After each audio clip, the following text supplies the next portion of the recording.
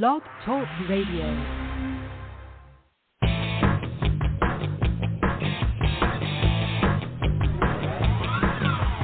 Hey there! Welcome to Big Blend Radio with your hosts, Lisa and Nancy, editors of BigBlendMagazine.com. Kaboom! It is June 8th, 2022, and welcome to a special Big Blend Radio Authors and Writing Success Show with Nancy and Lisa. You know, we're the crazy mother-daughter travel team. We travel full-time across the country, documenting parks and public lands for one of our magazines, which is Parks and Travel. You can check that out at nationalparktraveling.com. We also produce a whole bunch of different magazines, all under Big Blend Magazine, so check that out at Blend Radio and TV.com. Today we are airing live from Lubbock, Texas. We kind of just got here, it feels like, and now we're going to leave again. Crazy. I know, but it's cool to be here because there's sunshine and flowers and birds, and it's beautiful. We're having a great time in Lubbock and getting a lot of work done, hanging out with some cool cats, literally, and just excited about today's show. We love panels and talking about how did people get to where they are now, where are they going.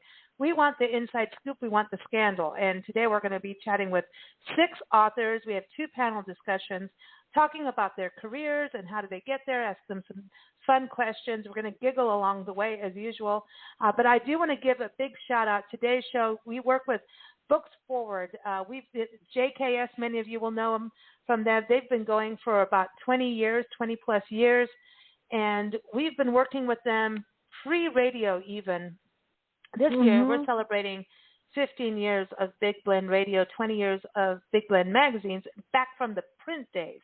So I think Julie Shirky and us, we all connected online. I'm going to think it was the beginning of Twitter. I don't know. It was like a while ago. But all I know is we work with them in bringing authors on our shows. And we work with them primarily because they are the best. They have awesome authors. They are easy to work with. They care about what happens in the world. So I don't know, I think when you have a good staff, a good team, and you bring the right people in your sphere, that it just keeps growing well. It's like a good recipe. Don't you think, Nancy? Right.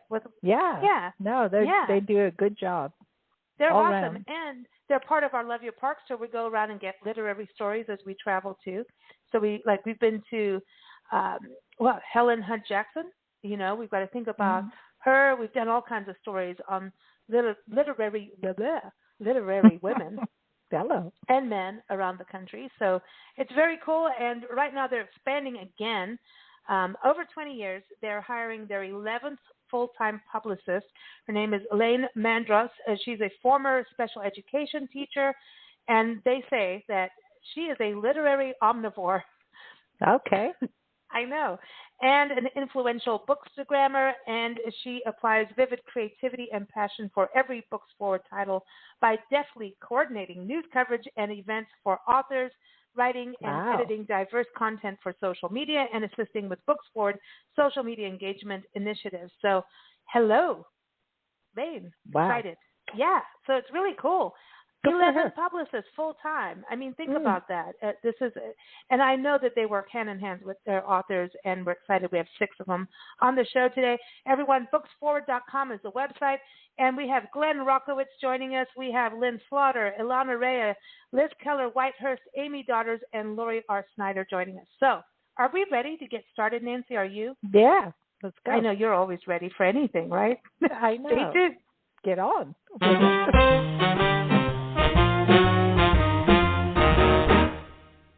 That's my Fat Cat in Town music. It just feels like that, right? So we got some really cool people. They're not fat cats, but they're cool cats. How about that? We're going to start with Glenn-Rockowitz. Glenn is an amazing author who's written 2 memoirs. His second one is out called Cotton Teeth. He is award-winning. He is a writer, a filmmaker, and a comedian, and he wrote for SNL way back in the 90s. So I think, that was before we started our magazine, so he knows everything. So welcome, Glenn. How are you? Thank you. Thank you for having me. I'm doing well. Good. It's good. I'm happy to be alive. You know, at this age, you know, for most people, when they hear that I'm 52, it's like, oof, are you going to be okay? You know, so yeah, I'm going to survive. Well, no, this is important. We bring this up because isn't that part of your story? You and your dad, both of you getting cancer. Tell us a little bit about that. Yeah, my joke was just about getting old, but yes, it does. It does. Dude, things are sagging for me right now. Okay, I'm in my heading towards the 50s, and all I know, I keep looking at the floor, and I should stop doing that. So I get it. I think I'm getting shorter too. Yeah. So my story was when I was 28 years old, I was diagnosed with stage 4. Non-Hodgkin's lymphoma, and my doctor was giving me 3 months, and it was my wife was 8.5 months pregnant at the time, and I made the decision to not tell her because she had lost her mother. Her mother had been diagnosed and given 3 months, and then 3 months later she died, and so I didn't want to freak her out in the last 2 weeks of her pregnancy, and so I told my dad, and my dad, who was an atheist, prayed and asked God to give him cancer so that I would be okay. And then 7 days later, which is just purely coincidence because he had been complaining about stomach pains for a year, but he was diagnosed with pancreatic cancer, and so we were both basically looking at months left to live at the same time. And so I was losing my dad as I was becoming a dad, and so it was pretty crazy. Wow. Damn it! So this is this you've got Rodeo and Joliet, and you've got Cotton Teeth. Mm-hmm. So yeah, they both Cotton Teeth is the new one, and they cover more or less the same amount of time, or the same time period, I should say.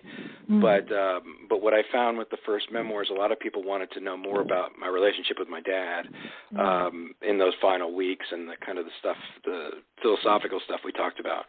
So this book, Cotton Teeth, came about as a result of wanting to kind of zoom in on those final weeks of the two of us had together, because I think he had a lot of important things to impart that have served me well throughout my life since. And listen, we're glad you're here. Thank you. Seriously, and I'm sure your wife and child and your dad. I mean, Cotton Teeth. That's a hell of a title too. Yeah, it comes from a Tom Robbins quote where he says, "May the jaws of death have cotton teeth."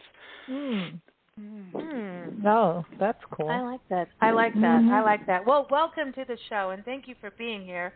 Thank you. I know we're going to have some fun, and life is precious, right? So we've got to make every ounce count, and that's what we're going to do today on the show. We've got Lynn-Slaughter joining us. See, we're talking about death, and now we're saying Lynn-Slaughter.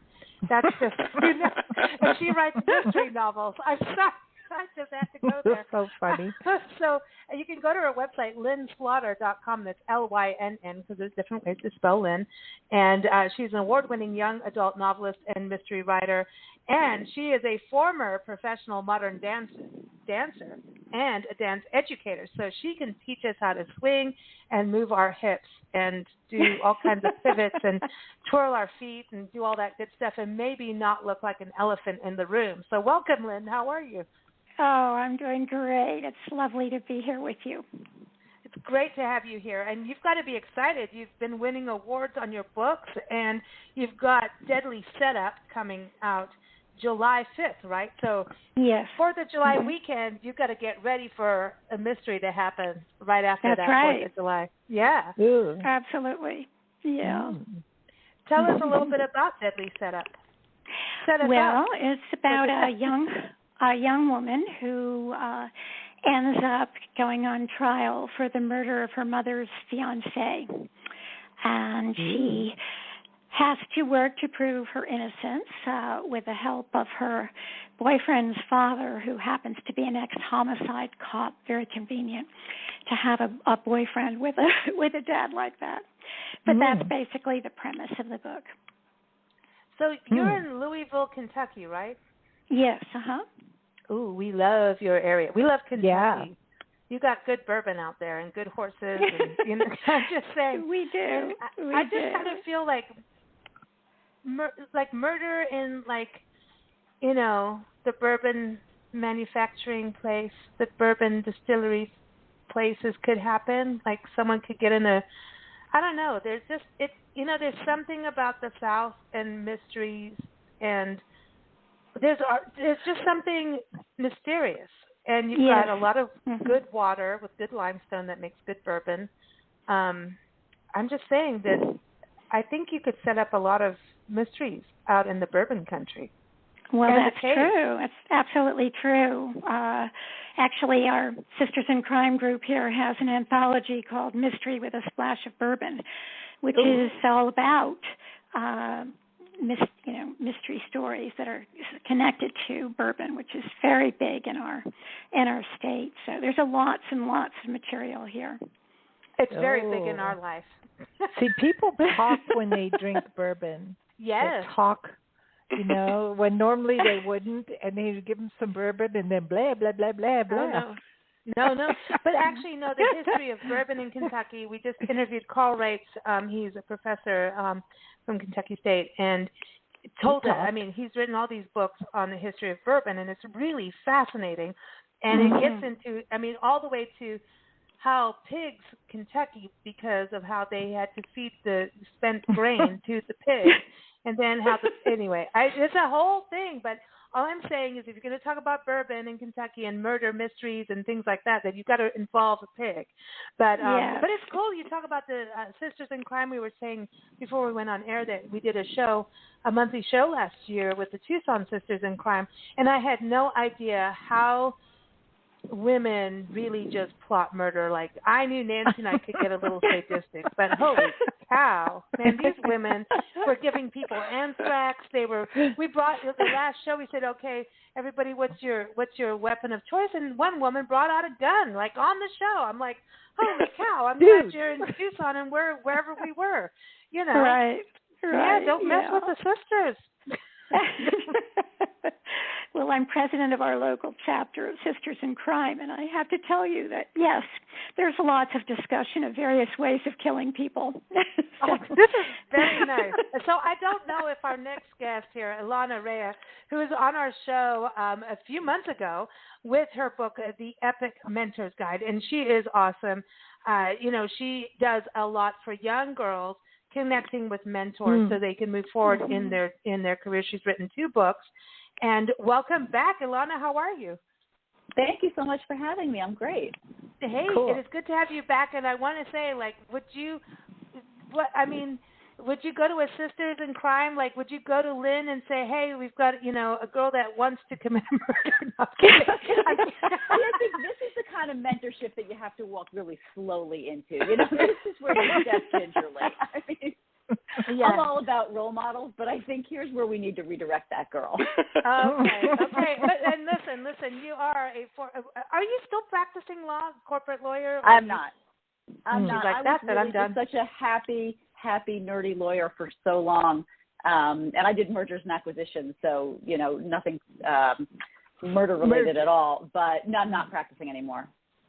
So in other words, she was not part of the Amber Heard and Johnny Depp trial, which we still want to make jokes about. But you shouldn't make jokes about it, but you have to in some ways. But I think it's what you're doing for young girls is so important.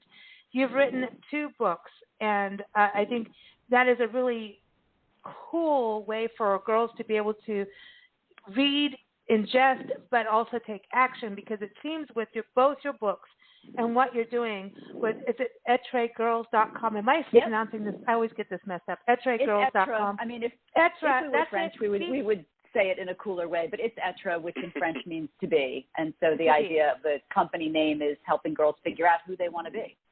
See, and I even listened to our last interview just to say Être correctly, and I didn't do it right again. Perfect. Yeah, but etregirls.com is a website, but this is this cool platform that you have for young girls to connect with their mentors. And I think having the book as a tool, like a go-to, both of them are really important for them to connect. But it seems that everything you do is very action-based. It's not just read and hope. It's about get at it. I think that's true, and I actually love that you said that. My theory has always been, since I started this, I had such incredible mentors while I was practicing law, and so many of them were women, and I just kept thinking there's no reason to underestimate that next generation. I don't think you're ever too young to have a mentor or lean into something that you love and then go find an expert who can give you some guidance and act as a springboard. And, it is a more active thing. It's not the same thing as saying I'm finding role models and I'm holding them out and saying, girls, follow these women on social media. The women in the book, the book you're referring to, Epic Mentor Guide, put together a series of questions from girls all over the world about work. How do you get an internship at SpaceX? How do I get my art scene at Pixar? How do you get a sketch on SNL? And then 180 women answered the questions, but they answered them in a really active and impactful way. Every one of the women gave her favorite social media handle so that girls could continue to reach out and DM her and stay involved. And it does, I hope, have an active feel for every reader. Yeah, and the first book was Être, Girls, Who Do You Want to Be? So you're already putting him into action mode, like, I'm going to do, So it's a really great follow-up. And I love that you brought up SNL because we'll have to talk to Glenn about that. But you were on the Today Show. I was watching that today, and you rocked it totally. And Thank I you. love that you got all these other women that were part of the book on there. What has the response been since the Today Show? I mean, it's been a few, 3 months since we chatted with March 15th. Yep. Yeah. It's been insane. It's been unbelievable, and I'm so just grateful every day. What's been incredible is that women are coming out of the woodwork to say, I'd love to be a mentor, I have wisdom to impart. And the girls, from as early as middle school and all the way up through college, are DMing new questions. Hey, if I could ask this soccer player this. Hey, could I ask an astronaut this? And so we're actually just continuing the conversation. We started a newsletter on LinkedIn called the Epic Mentor Newsletter to do exactly this, to keep the questions going and reach out to women on LinkedIn to keep those questions being answered. And the options ahead, I think, are so many to keep these curious questions finding responses for them. I love that because, I really hate how society determines, this generation is this, and they give it a name that isn't really positive for the people in that generation. I'm like, what are you doing? You're now like training these people or telling them they're less than good or what you want them to be and giving them a name that they have to contend with. I mean, why do we do that as society? Why not give them a good name? Like the generation thing. Why do we do that? I don't get it. Well, to be fair, there's no other generation since Generation X has been any good, so it makes sense. There you go. See, it's true. My girls are going to prove you wrong. Hey, listen. But this is the thing. I think this is where books can make change. Yeah. And so, Glenn, for you, writing the 2 memoirs, I mean, writing about cancer and death and those emotions, that is not an easy thing. Or was it an easy thing for you to write? I mean, was it cathartic? Was it therapeutic? What was it like to write both memoirs? Because I think what you've done is really help people to connect. Yeah, I mean, it's a little ironic too because I was diagnosed 2 years after I had started an organization in New York that brought live comedy into the homes of people who were homebound AIDS patients and cancer patients. Oh, wow. So I wasn't sick. We would go and we recreate a comedy club. We bring in 3 comedians and an actor playing a waiter and an actor playing a heckler, and we would set up a comedy club and we would do hundreds of shows. And this was before I got sick. I think I inherently had an affinity for the power of humor, of laughter and healing, and of course it got put to the test many times over since for me. But I'm still doing it today. I still do pro bono clinical advocacy for patients who are young people who are diagnosed, because I was 28 at the time, and I've had 3 other cancers since, and it's a scary, overwhelming thing, and so I kind of make it. Thankfully, I have a career that allows me to do the work for free, so that they don't have to be alone the way I was. So, and writing is. It is therapy. I mean, there is you're rerunning things, and then there's also this creative part of it. So for you, writing a memoir, going from writing skits, right, and going from that to does it hold hands at all? Because I think in whether you're writing fiction or nonfiction, unless it's a how-to guide, but even then they need to put some humor in those IKEA things, how to screw this and put this together. If someone said, and at this point you need a margarita, we'd all feel better about it, or a meatball because it's Swiss, But with the memoir, does humor help you to get messages across in a memoir? I mean, it really does, and I have always sort of gone back to what my grandmother once said to me when she died of colon cancer. But when she was at her sickest, I would go visit her, and we would just laugh. And she said to me it was the only kind of time of the day or week where she felt like she was being let out of prison. Like she said, it was such a relief, And so I think, I don't know where I was going with that. That's the fun side. Fun side effect of chemo. Humor just, going into your memoir. Yeah. Yeah, and she said, what she said to me was, just because you add light to a situation doesn't necessarily mean you take a situation lightly, and that always stuck with me because. I do try to inject humor into everything, and not because I don't take it seriously, but because I feel like we all need it to really deal with a lot of the difficult things that we have to deal with, no matter what it is in life. I think comedy and music and the written word, but books are private. When people read a book, it's private. You're on your own. You can discern what you want. You can take what you want, leave what you want, create what you want. It's a co-creative process. And so there's a healing in that, and an escapism and creativity. I think that's such a powerful thing that each of you authors bring to the table, whether it's memoir, fiction, mystery, how-to. You are allowing someone to create that process, And Lynn, I want to go to that with you, is going from dance, because dance is creative. And you're having to put yourself out there. I mean, it's like, I'm going to do a jump. And I did modern dance at one point in my life. And, you could say, I'm going to jump here. And then all of a sudden, my thigh says, no, you ate Jell-O. You're not my Jell-O, and I'm going to show you that. So dance is hardcore. Tell us a little bit about going from dance to writing mystery, because I think there's a little bit of mystery in dance, because you're always it's the dynamics, right, in dance, like in music, that you're showing the audience, and you don't want to play your card all at the tape. You don't play everything in the beginning of the dance. You have to lead people on. So there's kind of a similarity, isn't there? I think definitely there is, and I really consider anything in the performing arts, as well as things like writing, to be risk-taking behavior. You're putting yourself out there. You're making yourself vulnerable. But to pick up on what Glenn said, I think humor is incredibly important and healing.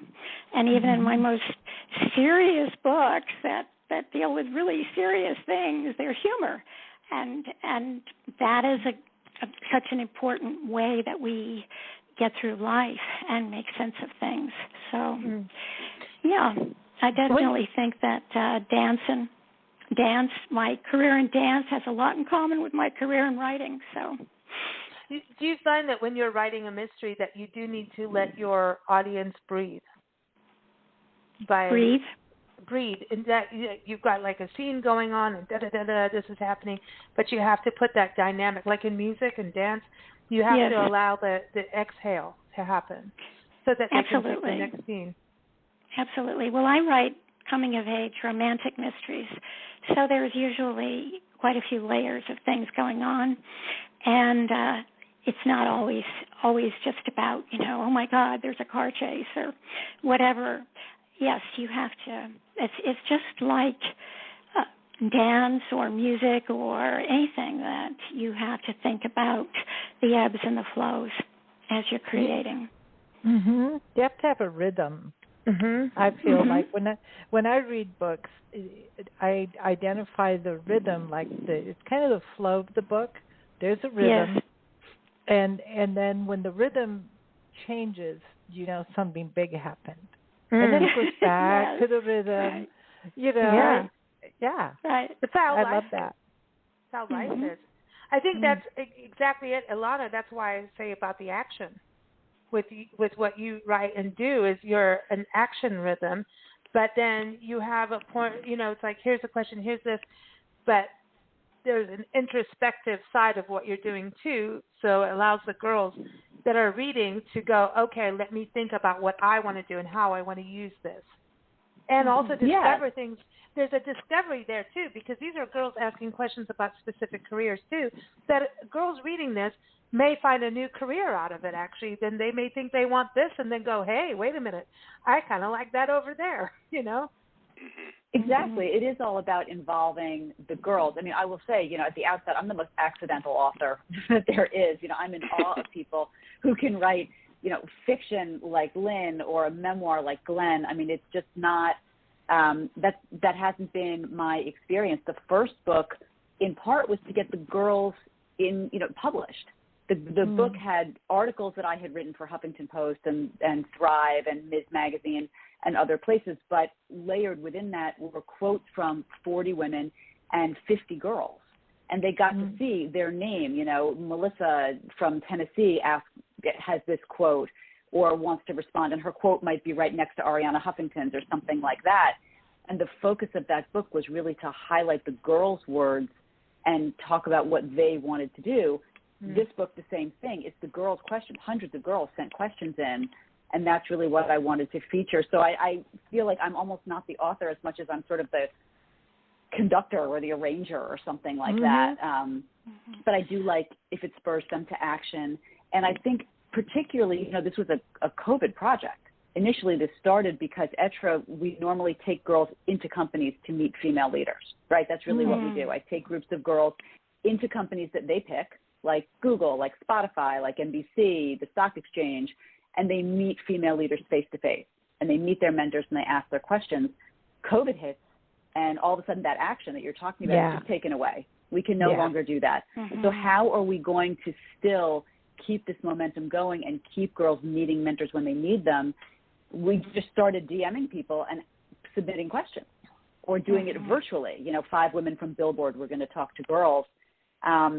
And when we got the answers, that's really how the book came about, was all of a sudden this action that had been stymied by COVID, and how can we bring it back? Oh, see, you are the action girl. That's it. No matter what, if that action word is sticking with you, you need to have the badge of action, because, that's the thing. When something doesn't work, and I think all writers go through this, you may have seen, and we've talked, how many, I can't even count how many authors, musicians, comedians, interviews we've done over the years where it's like suddenly one of the authors, like their character will start talking to them and then their whole book changed. And I'm going, what, are you psychic? Like, that's kind of weird. But it apparently happened, And so, to me, it's like, I'll have a glass of wine and I'll tell you there's 10 people in my head right now. But Illana, you're actually going out and talking to them and connecting. But for you to be the arranger and put it together, and Nancy, we kind of do that with a magazine too. It's like that, put them all together, but and make it your make sense. writing, has to be good. So does your background as a lawyer come into being short and sweet and deliver that message, and then let what the message of the mentors and the girls, the mentees, shine? So you have to be able to do that push and just get it done. You know what I mean? It's a great question. It's a great question. I think probably yes. I think I'm a very curious person by nature, And I think that leads you to law. I'm always asking why. Tell me how that works. Explain that to me. So that curiosity certainly fueled it. And I also will chase the answer down. You know, if I've gone to someone and said, hey, can you answer this? And she says, oh, I'm not the right person, but this person is, I will follow that just to the end of the line, absolutely, to get the answer. And that, I think, also is from legal research or that type of thing. So yeah, I hadn't thought about it that way. It's a really great question. But, yes, I think it probably does inform what I do now. And I bring that up because I think there's a lot of people who started writing maybe as a teen and as a kid or, you know, second grade or whatever. And life, you do what you need to do in life, right? And you don't get to that opportunity. And Lynn, maybe you can speak on that too. You always wrote, right, as a kid. And then, you know, life gets in there. But I think all of our experiences in life are going to add to what you write. Glenn, could you speak on that with your life experiences? I mean, in comedy, writing skits, writing jokes, and things that people are going to act out that, you know, maybe you don't act out, but they do, like an SNL. Like, what, I mean, don't you look at day-to-day life of what is going on for you, too?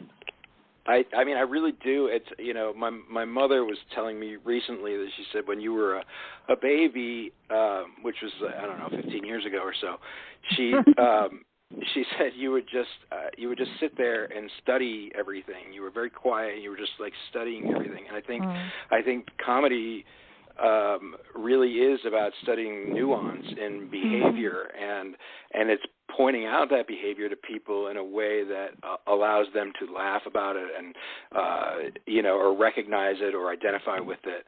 And I feel like all comedy is sort of fueled by that experience, and it's the collective experience that makes, you know, things successful in comedy. You know, I mean, there's a reason why, you know, Seinfeld's sort of observational humor is so popular, or certainly was so popular, because, you know, he would take something so ordinary, you know, and make you look at it a different way. There was a comedian by the name of Mitch Hedberg who was similar to sort of Stephen Wright, very dry sort of one-liners, but like he would say things like, you know, rice is a great thing if you want to have 1,000 of something.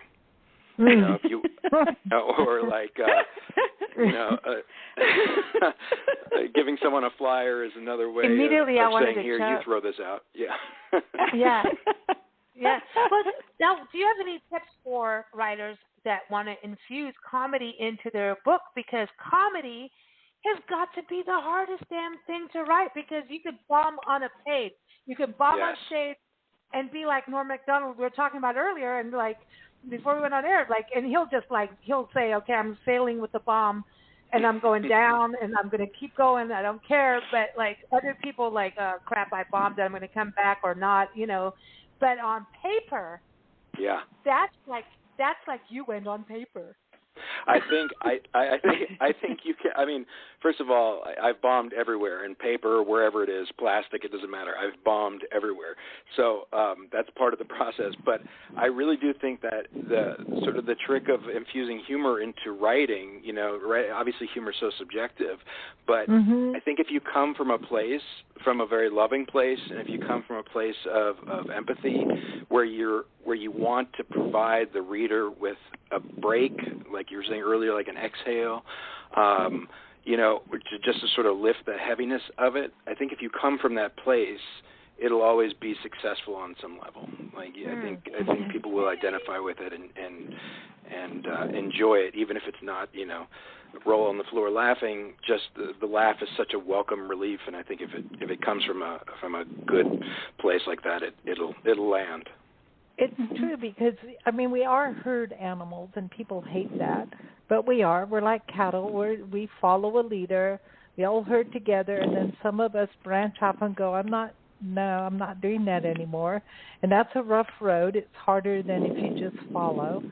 And if you can't turn around and laugh at how we behave and realize, you know, I think we're still trying to, I'm so going to get in trouble for this, but we're still trying to, here we go.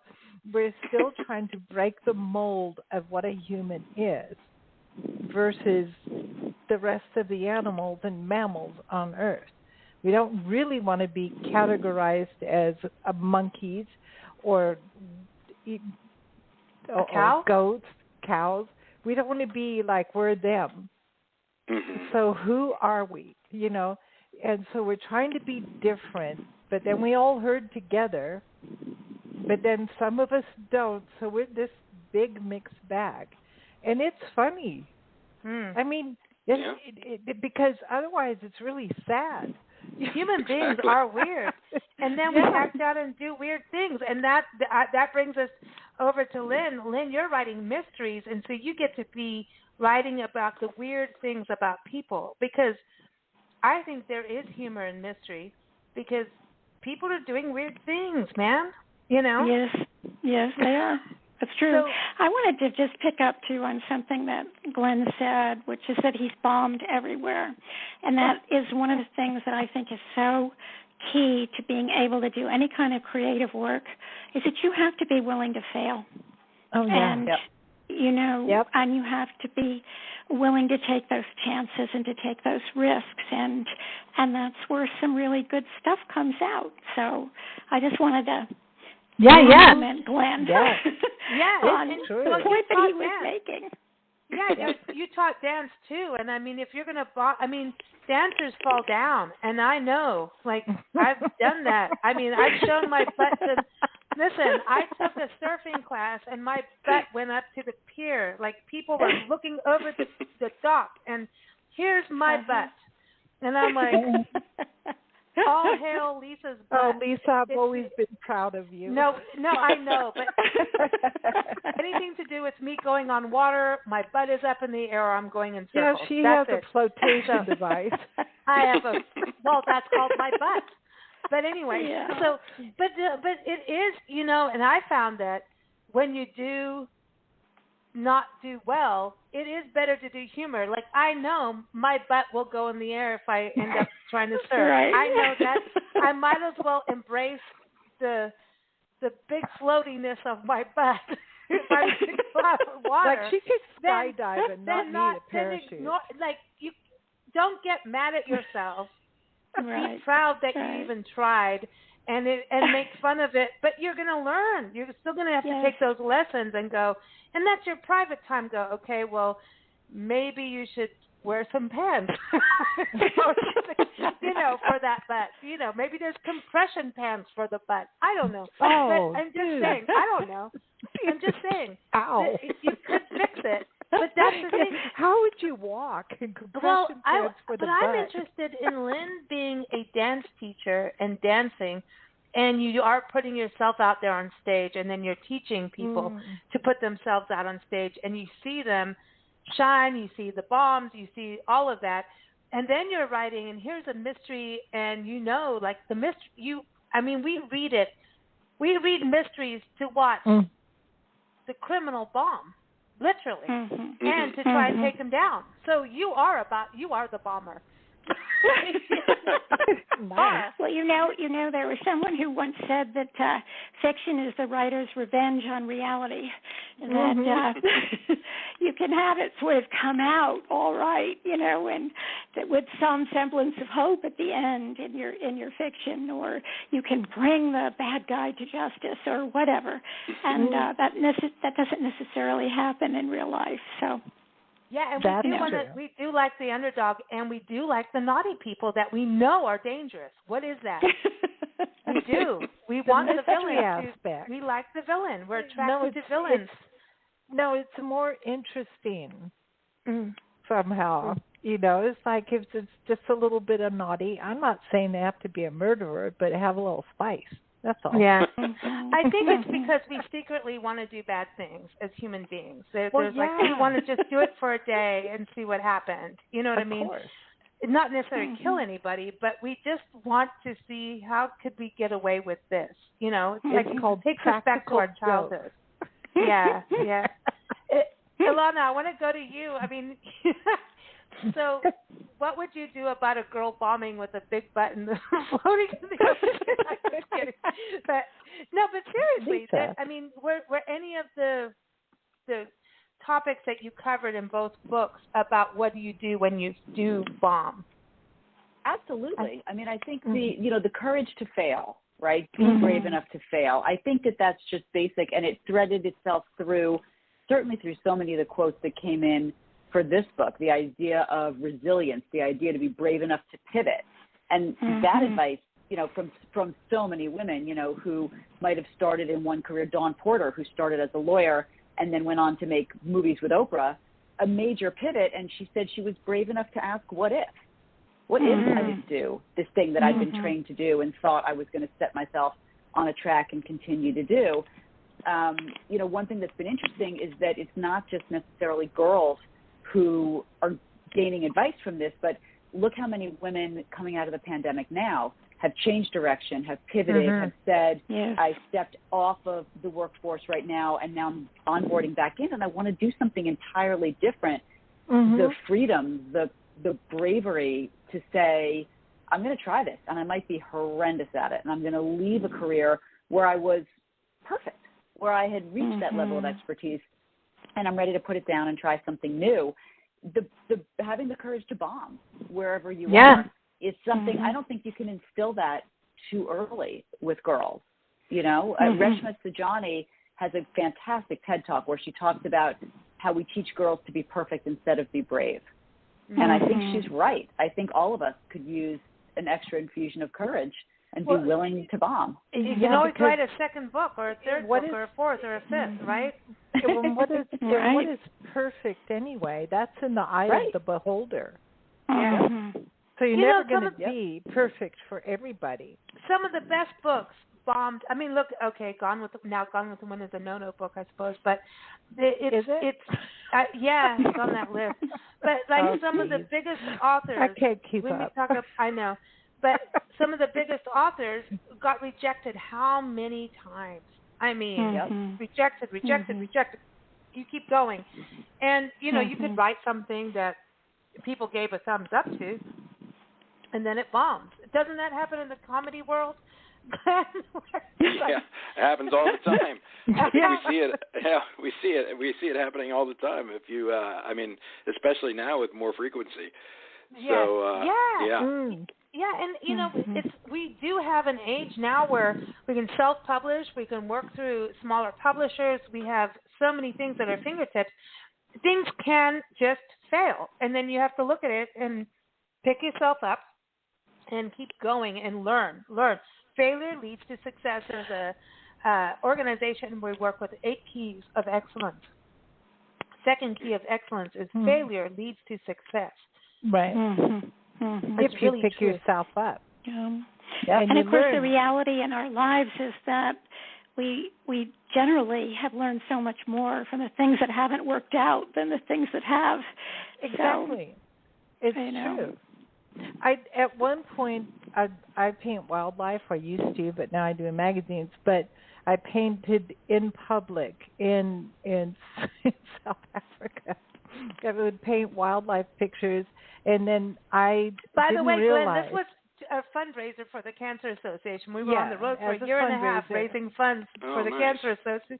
Yeah. And so I thought, oh, cool, until I started it, and I didn't realize how outspoken and rude people can be. Like, you would start a painting and somebody would stand behind you with ice cream cone and let the ice cream drip on your hair and say, I don't understand this painting, explain it. And I'm like, I'm going to hit you. I'm like, well, you just have to be patient. He goes, I don't have to be anything. I'm like, well, you made it. I had to tone my response down. I had to get public worthy, and it was really hard. It was really good point. I know really hard. We have a really good question to come up on this. I know we had here's our set questions, but and we're doing okay with it, but we never stick to the topic. But you really brought up a good point. Writers are writers. Like Nancy and I doing radio shows, we really prefer just doing this audio, hide behind the thing. No one can see us. We're radio people. And there's a thing about you're writing, you're in your creative space, and then all of a sudden you have to do things like this, or do a book signing. And then when you're there, you're like, oh, this is nice. I'm meeting the people that are into what I do. But how hard is it to go from one to the other side? I mean, everyone's a different personality, but to like suddenly, like, I have to get away from my desk, and I mean, you guys are all kind of on the presenter sides too with your careers. So, but Glenn, for you, I mean, to get out there in the public and start, you know, I'm not saying kissing babies. Don't do that right now. And don't be a politician. Oh God, they may not like you anymore. But no, I'm kidding. But you know, what's it like? Let's talk about that for each of you, and then we've got one final question. But what is that like to balance that? The creative and then the I'm out there to talk to everybody. I mean, I think you know, it's a weird paradox because for me it's my favorite part of the process, but it's also you know, comedians are by nature very introverted people, and you know, it's the reason they do what they do. And so you know, it's not always the case with comedians, but for me, like I think I kind of have a love-hate relationship with people.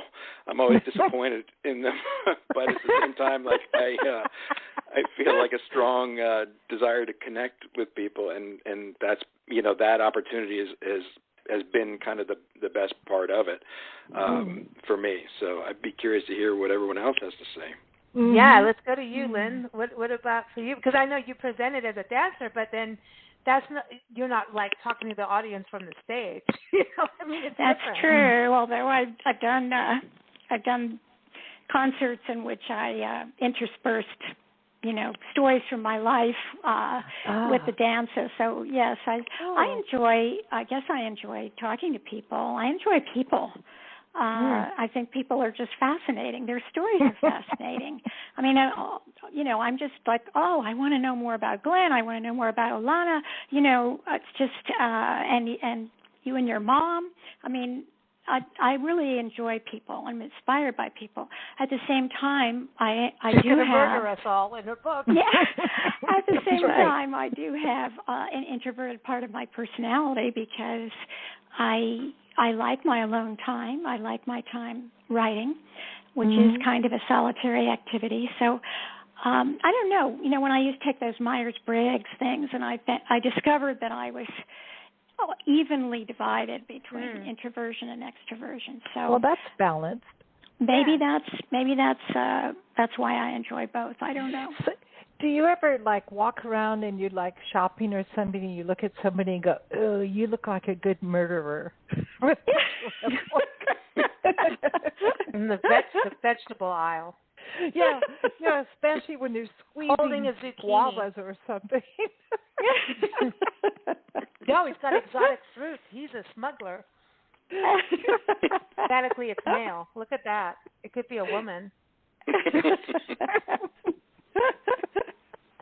She's holding. I don't know if I do that, but I do have to say that, you know, when you do after a while tend to think of just everything that happens to you or you observe in the world around you, people's stories. You think that's material, and you know, it's kind of true. I mean, I knew it. That's awesome. This is awesome.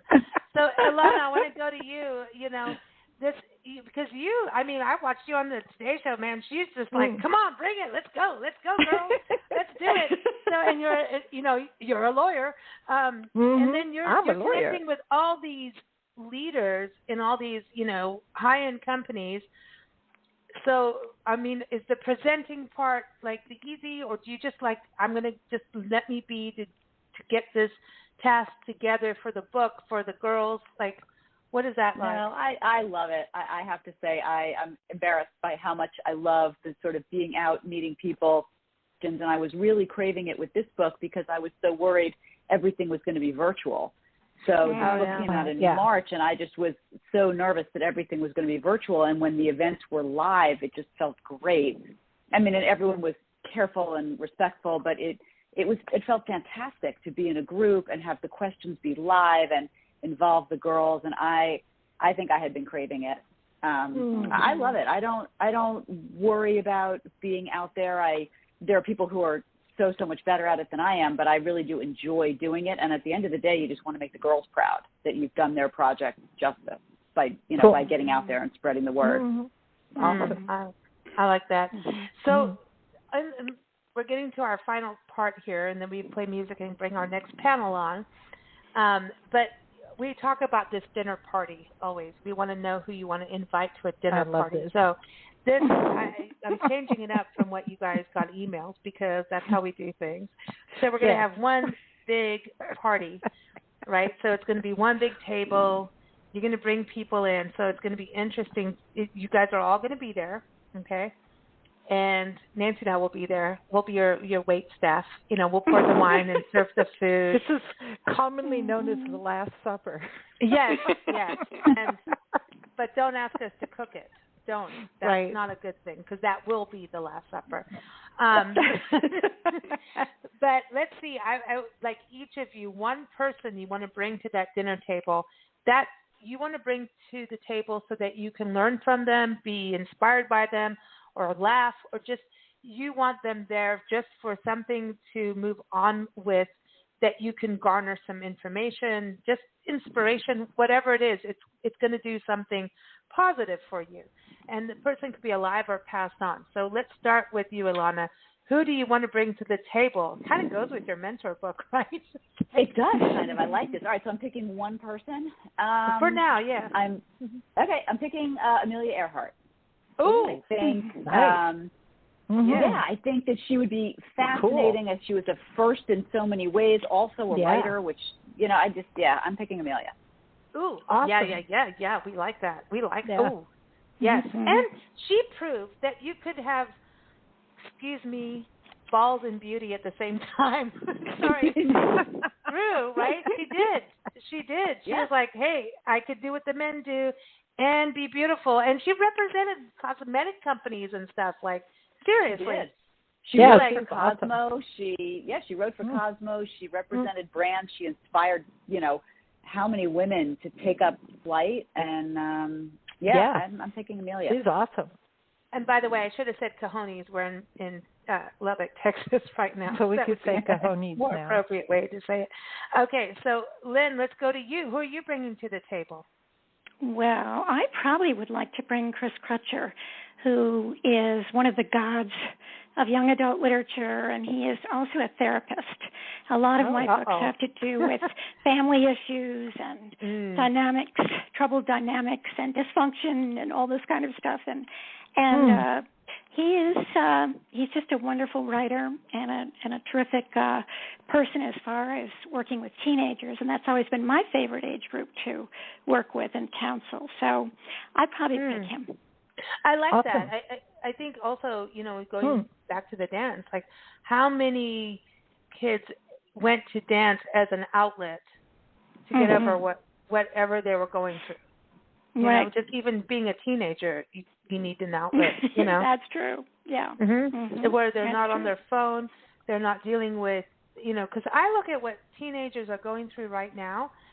I swear to God, what we had in school when I was in school, we used to walk around. This was in South Africa. We say, it's not that bad for us because we could be in a concentration camp in Kuwait with no money for cigarettes. Like that was our thing, But listen, I grew up in Africa, so it was a little different. But it wasn't that easy for girls either. No, on the African continent, and there was a lot of crud going on in Africa at that point, as the entire continent. Not just South Africa. We was in Kenya. Dominated. Very different, and but I think about kids now looking at all the changes, all the political strife, looking at safety, security. Looking at climate change, it's got to feel like I want to do this and this. And I wonder, I just want to quickly go back to you, Illana. Are you seeing any of those kind of questions coming in of girls feeling they want to go for it, but feeling any kind, or are they just like, I'm just going for it and not looking at these issues? Like, what are you seeing on that front? Because there's a lot of things kind of, that are harder for kids right now. That there definitely are. I mean, I think just quickly in general, girls' confidence can drop a considerable amount by age 14. 30% is that number we keep seeing. COVID didn't do anybody any favors in terms of feeling isolated and not having their normal outlets, their team sports, those things that bring you into social groups. What I'm seeing, though, with the girls who have been drawn to Être is that they have some other passion or interest. And if we can just feed it, if we can just say, lean into it, are you loving chess? Are you loving sketch comedy writing? Are you loving art? Are you loving dance? Let me put exactly the right role model in front of you right now at this vulnerable, difficult, crucial time. Maybe her confidence doesn't falter. Maybe that girl, is a little bit bolstered and a little protected. And I do think that people have gone out of their way during this time to be inspiring and to be hopeful and to extend the resources whenever they can. I've been really encouraged by how much people are looking out for the next generation right now and making sure that everyone's okay, given this very weird time that they've just been through. I love it. And do you think that writers getting started, no matter what age, should get a mentor? Yeah. I mean, I love one. I think there's no right way to be a writer, and so any mentor that can help you tell your story, whether it's fiction or nonfiction or memoir or whatever it is, a mentor who can teach someone how to tell their story and raise their voice and be heard, that's worth everything. And so that goes to your answer for your dinner table question, Lynn, too. So that would be a mentor for you. Yes, absolutely. That's awesome. That's awesome. That's cool. So, Glenn, going back to you, who's coming to the dinner table? Well, I was going to say Amelia Earhart, but now she'll sit between us. Fine. She'll sit between us, yeah. If I had to pick one, it would be Andy Kaufman, just because I think I want to go to that dinner. You are. Everybody's at this dinner. We're all there. Andy Kaufman. Heck yeah. Just put him in the ring. Yeah. That's so cool. Yeah. Why Andy? He's kind of crazy, Yeah. Well, that was the thing is I don't think he was as crazy as people thought he was. I think he was really fascinated, sort of what Lynn was saying with the sociological part of like what makes people react, what makes people tick. And I mean, he pushed it pretty far. But I always have respect for that because it takes a tremendous amount of courage to go out on a limb like that, to get people to think about things in a different way. Because I really think ultimately that's what comedy's most important job is to look at things in a way you're not used to looking at them. And I think he did a really good job with that. Now I just see him as in Taxi. I see the Taxi thing now. Yeah. I'm stuck on Taxi now. But it's so true because comedy brings the barriers down long enough for you to look at yourself and to maybe shift your viewpoints sometimes. Comedy is a gear changer. Yeah. It really is. And that's why I think people get so pissy about what comedians say, because it's uncomfortable to change gears sometimes, and then they're blaming it on the comedians who just said what you needed to hear. Ha! Exactly. Well, they need a lot more comedy and maybe a glass of wine. I don't know, but something. A good book. Take a chill pill or something. Yeah. If you go to a comedian show, that's what you signed up for. Just saying. But Glenn, for you, a mentor. Who would a mentor be for you? A mentor? For me? Well, I mean, I would have had a different answer, but after today, Illana and Lynn sound like both mentors I would like to learn from. And cool. Liz can teach you how to do dance skits, right? So like comedy and dance go hand in hand. Yeah, I definitely have the body for dancing. I don't know if you remember that Chris Farley sketch when he did the Chippendale dancing, but it's not much far, not too far off. Yeah. See, that's cool. It. There you go. That's so cool. She's just going to do it back to front. That's I all. know. I love it. Well, thank you for joining us, you guys. Everyone, keep up with Glenn. Again, it is Glenn-Rockowitz, and you can find him on Facebook. Just type in Glenn with 2 N's, Rockowitz. Good luck with that. And author page, and you'll find him. Type in Cotton Teeth, go to Amazon, find him there, go get his memoirs. And Lynn-Slaughter, go to Lynn-Slaughter.com because she writes mystery and she may slaughter you. And she kills people. And it's Lynn with an L-Y-N-N. And then Illana, go to EtreGirls.com, E-T-R-E, EtreGirls.com. And also go to Amazon for everybody here. And go to your local bookstores. Just saying, independent bookstores. Come on, got to do those too. That's so thank you all.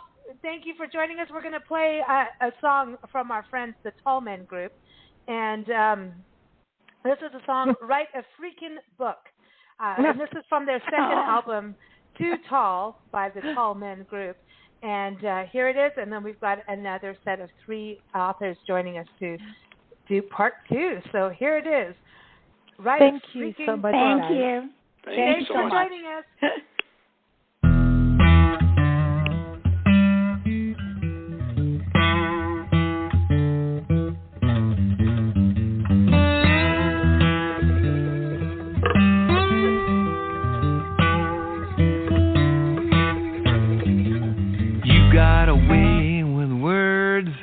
Baby, there's no doubt if you try to hold them in, they just keep falling out. Your loquacious talent is hard to overlook.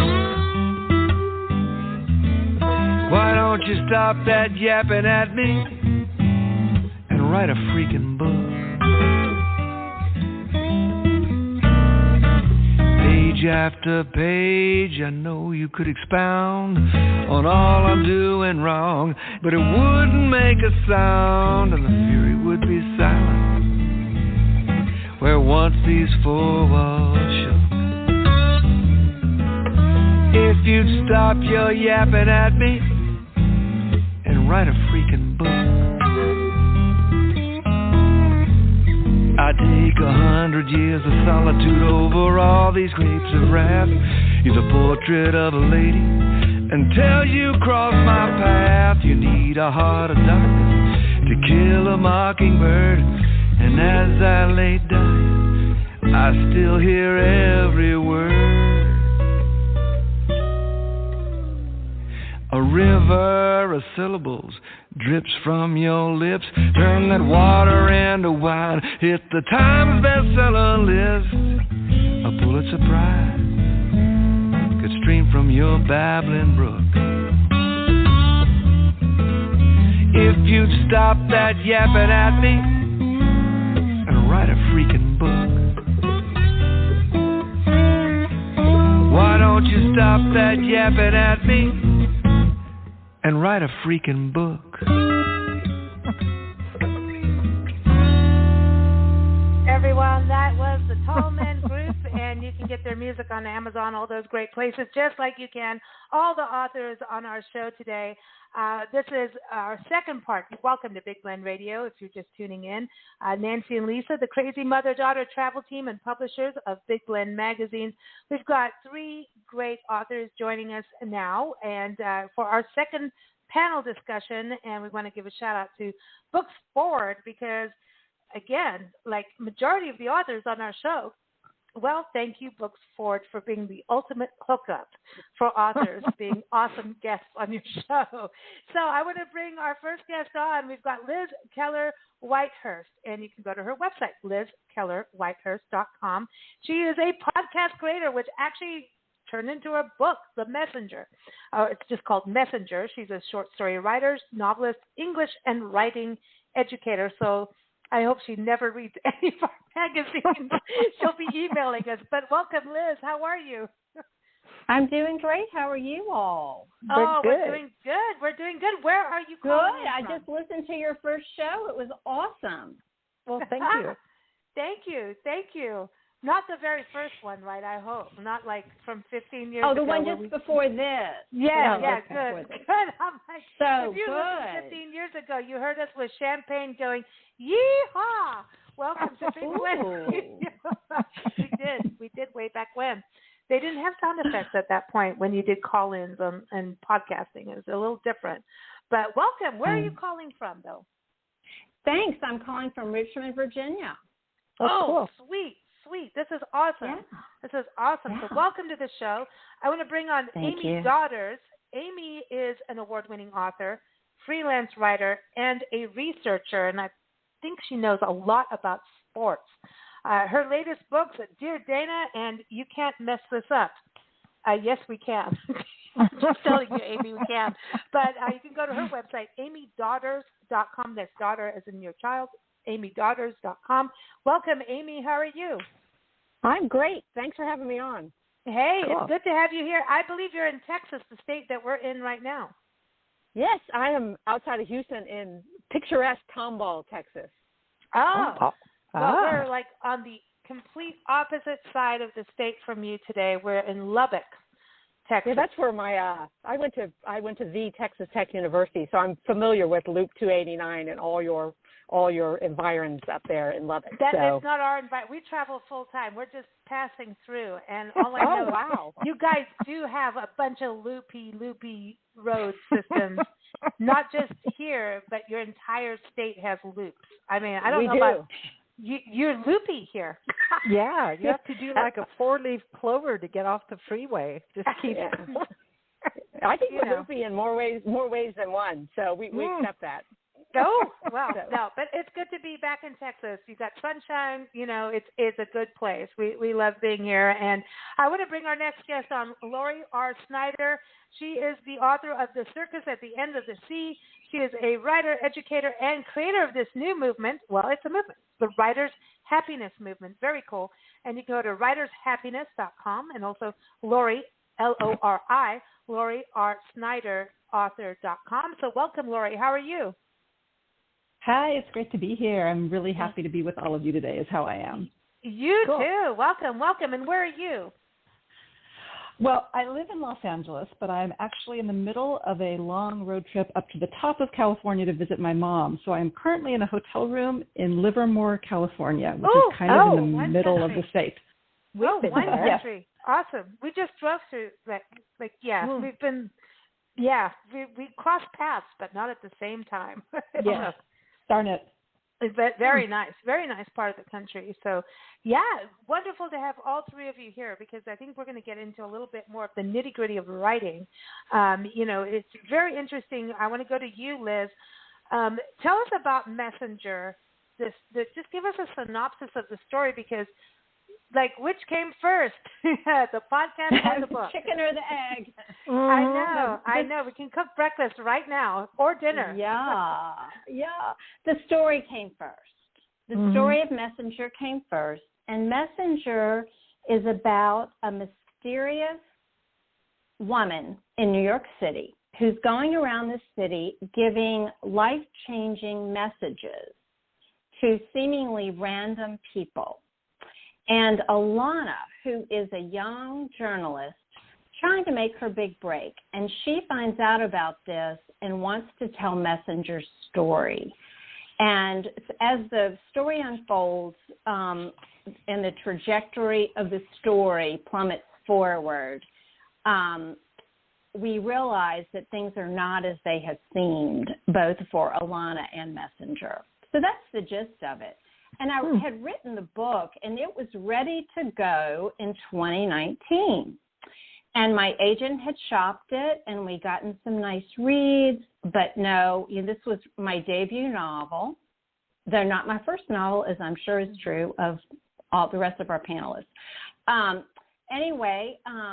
Nothing was happening, and then COVID struck. Mm-hmm. And for an unknown writer with no established audience, I knew my chances were not so good as to, getting my big book deal as I had always envisioned it. So I woke up the morning before my birthday in April of 2020 and said, this story has got to get out because I really feel like it has things to offer that were very timely. And I kept thinking, it's about this, it's about that, but it can help with, I felt like its time had come and I had to get it out. And so what I ended up doing, to make a long story short, is enlisting the help and collaboration of local creatives who had time on their hands because of COVID. And we made this podcast, a serial podcast. It first launched in July of 2020, and an episode would come out each week. The 16 episodes. So it's Messenger, a novel in 16 episodes. You can still listen to it wherever you listen. Yeah, it's right on your website, Liz-Keller-Whitehurst.com. And it's on my website, or you listen wherever you like to listen. It was free. It was an offering. So there you go. And the end of the story was I was able, I think because of that and the audience that developed around it, to get a book deal. And Messenger, the print book came out in October of 2021. See, I love that you turn something around because you know, when you have these situations, you go, okay, that's it, we're done. During COVID, we watched people like basically close up shop, and I'm like, everybody still has a story to tell, and we went daily with our radio show. Now we're practically daily, and you know, it's you cannot take a negative. You got to turn it into a positive. But I want to go to Amy Daughters. Amy, with you, didn't you have a whole thing about messaging too and writing? Yeah. My story, the Dear Dana, is my book that just came out in May, just a couple of weeks ago, and it's a story. Congratulations! Thank you. It's a story that just happened to me. I reconnected on Facebook with an old friend from a summer camp. I found out her son had cancer, was at St. Jude in Memphis, and so he was likely fighting for his life. And I'm a writer, so I thought, I just got inspired suddenly. I'll write them letters. So I began to write them letters. Her son sadly passed away at 15, and I didn't know what else to do. So I was like, well, I guess I'll just keep writing the letters. So I continued to write her. 4 or 5 months later, she started to write me back, and we had this profound relationship with someone who I didn't really know anything about, just had distant memories of. For 2 years, we communicated just through the mail, and it became like just an experience where non-instantaneous communication works. You know, our thoughts would pass in the mail, so there was no expectations. It was very freeing, and I was about 6 months into our pen paling, and I sat back and I said, if this is so life-changing, what happens if I write all the Facebook people a letter? So I don't think I really ever thought I was going to pull it off, but I wrote 580 handwritten letters and developed these amazing relationships. And it was funny, it was poignant, it was sad, it was profound, it was life-changing. And so the book, Dear Dana, takes those two narratives and weaves them together and just basically chronicles this story that just absolutely blew my life up and my heart up more than anything else. Wow. See, this just shows the power of the pen and the power of words. The words are connectivity, and sometimes, when someone's sick or you can't talk to them face to face or be there, a written note they can look back on when they're feeling better. It's words last when they're written down. Right. They really do. And people were I was so surprised because people were so impacted. Like I told everybody in each letter, I'm writing everyone a letter, and they were like, oh my God, I got picked, even though I was very clear. But it's just the deliberate act, especially, and I'm not saying social media, I think it's good and bad, but when you deliberately sit down and write somebody handwritten, then you have to get an envelope, and you have to find a stamp and an address, and you have to drive it across town and put it in an envelope. People feel in a mailbox because you're treating them individually. And I had no idea at all the impact that would have on people. We've just done a bunch of, a few book signings, and people come to the book signings with the letter from 4 years ago because they want me to see it. So I think that's a big deal. And Nancy, you talk about that with Facebook and social media. She's always like, it's a good connector, but we need to do better, and I think this is important what you've done, and it's a book, so it really will keep transcending. I want to go to Lori again, Lori-R-Snyder. Lori, you're the author of The Circus at the End of the Sea. And I love the title, and I love the art, and I haven't read it, but I want to, because it's just something very magical about what you're doing with this book. It just feels magical. It feels like you could be at the end of the pier, jump off, and something magical will happen instead of the negative. That's just my immediate thing about it, and I don't know if I'm right or wrong, but that's just how it felt. Like everything seems magical with what you're doing. I love that, because that's a big theme in my life. And Circus at the End of the Sea is about the magic that's all around us. And it's my love letter to Venice, California, which is one of the great loves of my life. Oh, we love Venice Beach. Are you kidding me? Excellent.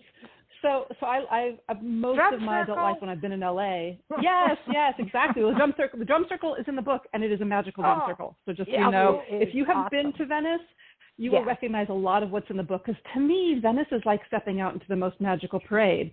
And like when I would, when I put on my skates and I go out to the bike path, I would always say, okay, I'm going out to the parade. See you later. And the umbrella lady. To me, don't forget the umbrella lady. Yes. Did you see the umbrella lady? I don't know if she's even alive anymore. Is she the one that skates with the? You mean the one who skates with the umbrella? No, she used to sit there with there was drums, and then. Oh, I have photos of her. She was. Yeah. Oh, well, maybe this was long ago. No, like on the side, circle. and then there's But anyway, it was like years ago. We haven't been there for a while. So anyway, sorry. I've lived there. You I've lived there a long transported time, so I'm sure I have. Yes, I love that. I love that. It's my place too. It's that place where you feel like you can step outside of mainstream culture and you can land in this magical circus. And so the Circus at the End of the Sea is in fact about a really lonely girl who doesn't know where she belongs and has never met her parents and has seen magic her whole life. And she's being moved from one group home to another one that's in Venice, and the bus mysteriously breaks down right by Windward Circle, which is what's shown on the cover of the book. It's this iconic circle in Venice where it has some of the architecture from the original building of Venice of America back in the early 1900s. And she gets off the bus, and this magical fog comes in, and when the fog recedes, the bus driver has no record of her anymore on his list, and she's basically free. And of course, this could be scary, but she is thrilled. All she's ever wanted to do is follow the magic, and she's been told no, it doesn't exist over and over, and now she has this opportunity. So she follows after the magic that she sees, and she ends up finding this magical street circus that is Venice, and it's what it is incorporated all of the actual very bizarre things that are in Venice already are in it, and with a little bit of a magical twist. And honestly, they didn't need much of a twist because they're already pretty wild.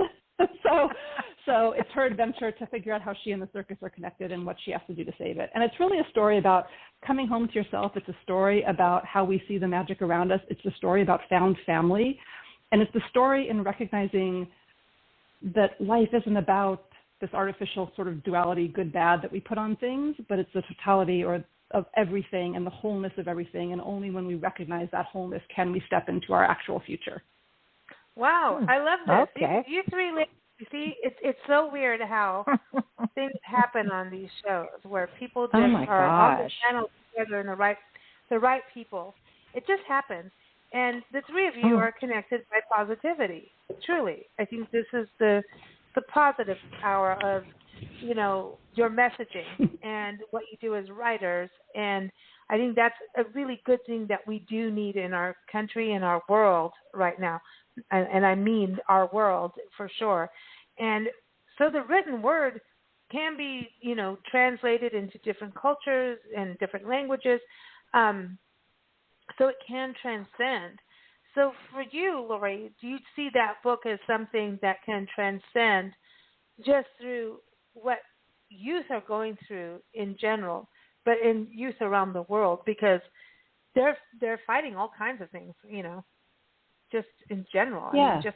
I hate to generalize like, hey, sorry, I have to leave my home country right now because, we're blowing up or, climate change or whatever, but it could help them have some hope that, that deep seed that they have that they could still do things, you know, and make them move forward. Yeah, thank you. I hope so.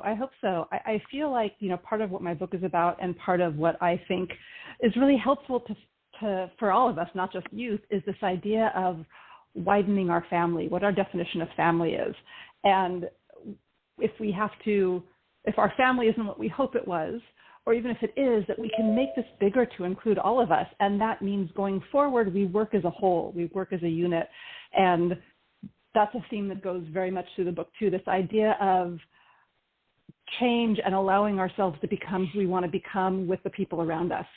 And I feel as though, you know, I don't think this is a very easy time to be young. I mean, in some ways it's never easy to be young, but I think this is a challenging time. And I think as adults, we tend to put a lot of responsibility on our kids. Oh, you're all going to save us. This generation is going to save us.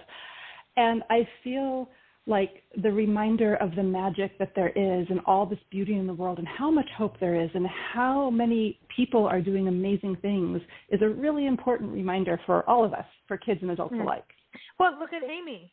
Look, Amy, what you did is this little magic that went out there. And Liz, what you did too, putting out the podcast is something positive when people are like, holy hell, what's happening to our world? We're all going to die from this crazy virus, you know, and people did die. But you're putting out something positive. I mean, that's what I say about all three of you. There is that. And I think there's something powerful about words and doing it right. So I want to go to each of you about the responsibility of what you do put out there. It's hard enough to write, but then thinking about how is that message going to hit? So Liz, for you, with Messenger, you have the story, and then now I'm going to put it out there as a podcast, and here comes the novel, but that story's out there, and you knew you needed to do it. But did you feel like responsibility when you did that it would be accepted the right way? Well, you never know that, and that's the high wire act. The way I look at it is that I did feel that this was a given. This message was given. The whole book is a message, and that it came through me, and then it was my responsibility to serve it as best I could. And then you let go because it's out of your hands. Once even one person reads a book, the book is ever changed because it's their book now. So I really had that sense, especially with this book. But I did have aims and hopes for it. I love this quote that kind of ties in with what we've been talking about by Jane Hirschfield. Hope is the hardest love we carry. And I think that has certainly been true the last 2 to 3 years. But we must carry it. It's just as Lori is saying, and just as Amy demonstrated, and being a messenger for others by, you know, sending all those messages out to people that really had a profound effect. We're all in this together, and it's what we put out there is what's going to decide the end of the story. Do you feel, I don't mean to be woo-woo, but I'm going to be woo-woo because no, I'm going off of all the author interviews we've done over the years. I mean, there's thousands of them. And, you know, I said this in the segment before, that some authors have their characters like say, no, you're doing this wrong. This is my story here. You need to write this. And so it's almost like they're channeling someone. And it just seems kind of with all three of you that there's this other like, hello, this needs to happen. And did you feel that, Lori? Like there was I'm not getting woo woo, but I am. I can't help it. You know, like you need to put this out there. You need to be the messenger.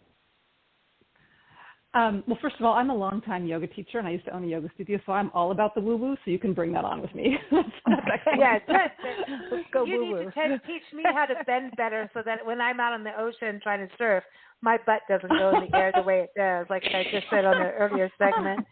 So I need to come see you. Lots of upward dog poses. There you go. That'll do it for you. So it's interesting because with the book, I write a really backwards way, and from what I understand other people write. I don't feel like I have a character who comes to talk to me and takes over the story, but I do kind of what you were saying. I do start from a theme, which is a very backward way to write a novel. And so I did have this theme of, I'm like, I want to write a love letter to Venice and to magic and to delight. And I thought to myself when I was writing this book that I'm not going to write anything that doesn't delight me. Like if a sentence doesn't delight me, I'm taking it out. And that was really my gauge for the book. And there's a lot of my philosophy on life woven through the book because we all do that, right? I mean, there's no way to write a book and not do that. But mine was fairly deliberate, and I think I do tend to think really carefully about every word I write. I think really carefully about every word I say when I teach yoga because I want to make sure I'm telling the truth to the best of my ability. So it didn't feel like there was a specific message I wanted to get across, but as the story took shape, the message the story was going to hold became really clear, and I did work very hard to make it as truthful to what I meant to say as possible, if that makes sense. Yes, and does that mean that you do backward dog? Like if you're going I do backward? Oh my gosh, yes, I love it. I totally do backward dog. Okay, I do downward dog. It's the closest I get to push-ups, and I did all these push-up exercises. But yeah, all the pets that we pet sit as we travel the country, and I have to say cats do downward dog the best. They do. They do it beautifully. They really do. They do it beautifully. They're the best yogis. Like, I mean, the yogis, they are like, hello, if we can do that and stretch out. But there is something about that touches into writing because it's like, here's, when you've got this idea brewing, you're like, I want to, like, I know, like, I have, this is the story I'm going to write in this next magazine. I've got it. And it's like this bubble, like, and then it's like, how do you get it out? Well, you watch a cat, and they're just like, dude, just massage it out, just stretch it, and things will roll. Like, you're getting too uptight about this. You're getting overly excited. You gotta chill. You gotta chill. So it is interesting about how every writer approaches this. Amy, for you, how is it? I mean, that's crazy how that all happened, but it is almost like you're like, you will do this now. You're like, move on with it. But this was your second book, right, dear Dana? Right, and it was like what Liz said was kind of what I felt like this. I was the protector of this message. I was the protector of the story, and it was my job to go out and tell it. What I was real careful about is in writing 600 people with different beliefs and different political views that I had. What I realized in reaching out to each of those people, and nothing more really than goodwill in them replying to me, I became to realize that all that stuff starts to fade away, which is such a powerful message right now. All those differences and the divisiveness starts to fade away when we approach each other individually, with all those. And so really what I wanted the book to do was not to be a reflection of my values, but to welcome everyone, all 600 people I wrote to, and then the readers beyond that. And I think that the thing I wanted people to, and it really wasn't intentional because I didn't do the project intentionally to write a book. I didn't write the letters to send a message or to do anything. But what I found out is that really this hope we're so desperate for, and this is what I want people to get out of my book, is that what the hope we're so desperate for is in our connections. It's right next to us. It's across town, the other end of a screen. Because when we reach out to each other, that's where we find that hope. And our differences melt away. So that's really the message I came up with, but it was really very non-intentionally on my part. I think that's really cool what you've done because, like Nancy says, there's just so much. I'm having to stop the way I say that. Language, please come, because Facebook gets mean and YouTube and people. I mean, Nancy's having to kick people off of our YouTubes on things, all the time because it's. People can hide, they take their anger out in weird ways and can hide on the internet and do it. And it's bizarre. It's just bizarre. And at the same time, we're all different opinions and politically and all that stuff. But we should get together, and it is about watching how we say things and write things. And I think, again, when it's written in ink, whether you're reading it on a screen or on a Kindle or, whatever, or written words or a letter, when something is typed, written, there's something just that it's there. That was meant to be there. So I hope none of you get any of my text messages because they're full of typos. But, right, the meaning is there. And I think that's the importance of the written word with what you do as writers. And Liz, for you, going to, the messenger, I shouldn't say the messenger, but messenger, that is something that is important too, right, is how that gets on is, and you did it audio, right? So that's an important part too. And writing a book is getting the messages out. That's positivity. When people needed it, you had to do different versions, but you still wrote the stories. Even if it's a podcast, you still put it down in paper. Yes, exactly.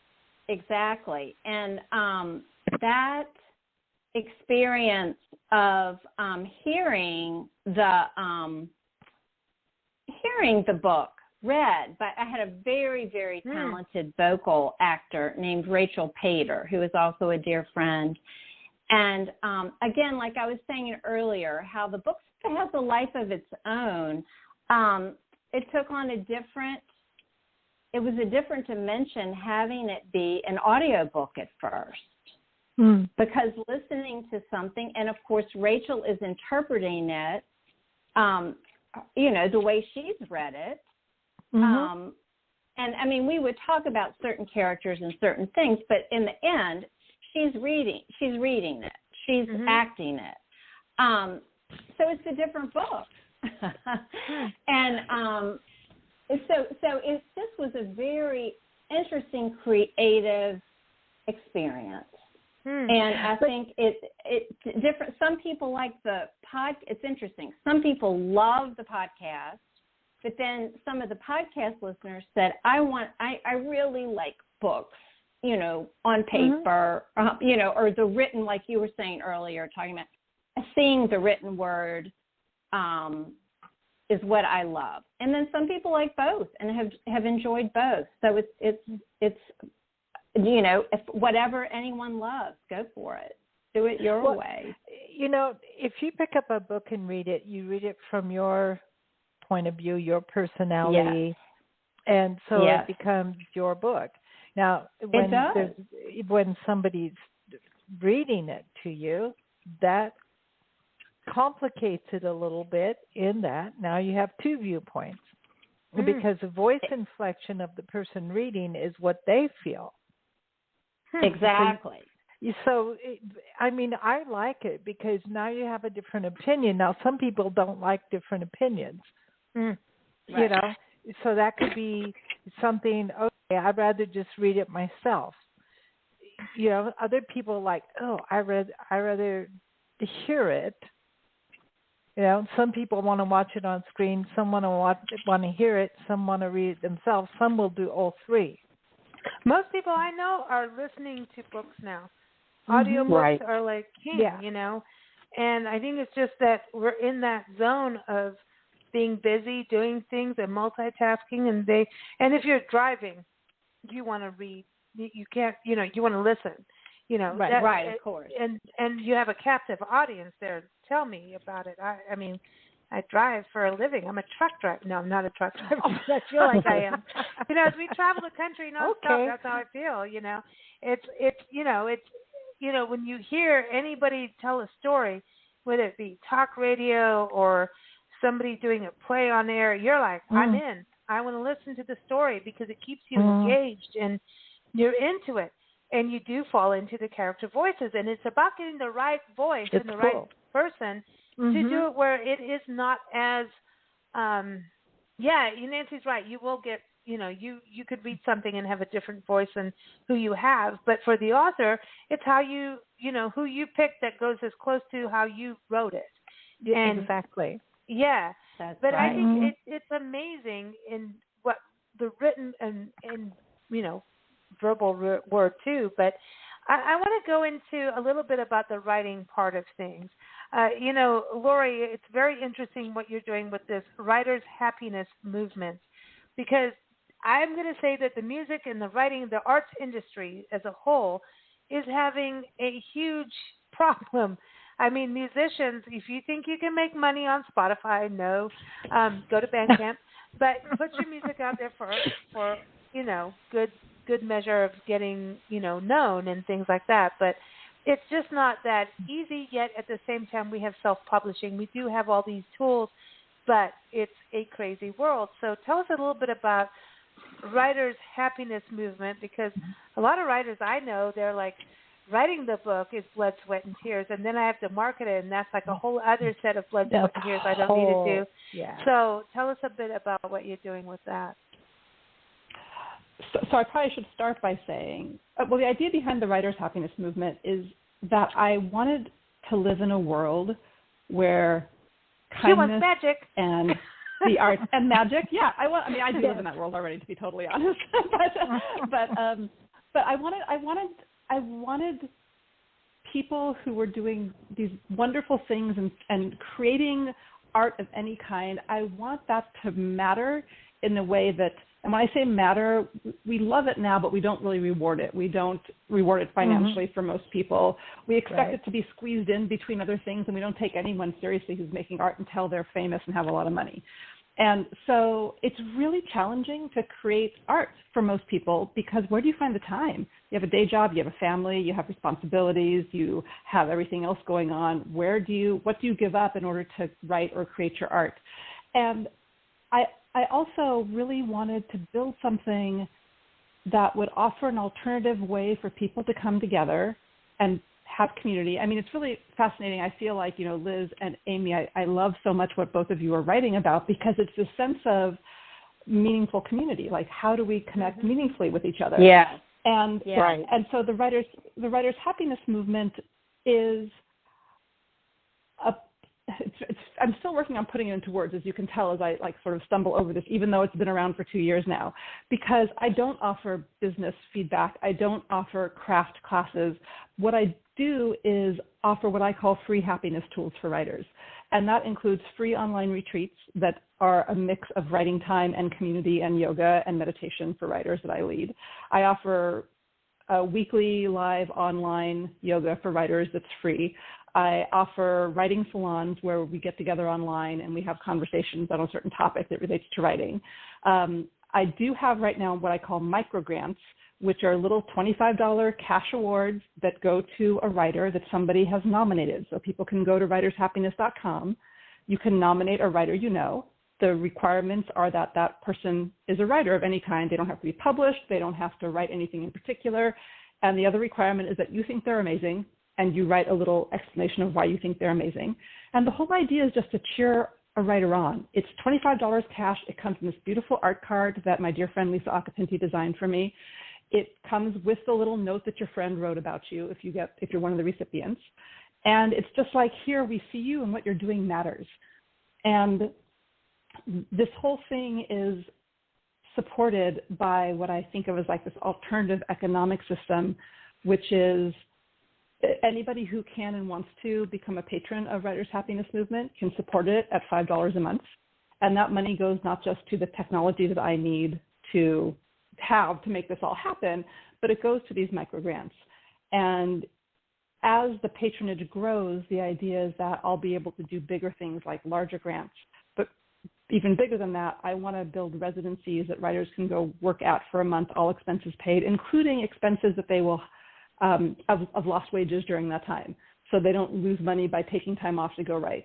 I want to build retirement homes for writers. Like these are the big vision going forward. And what I want from this is to create space where creativity can happen that is accessible to anybody who wants it, and not just I have money and time to go to a conference, which is where a lot of connections get made.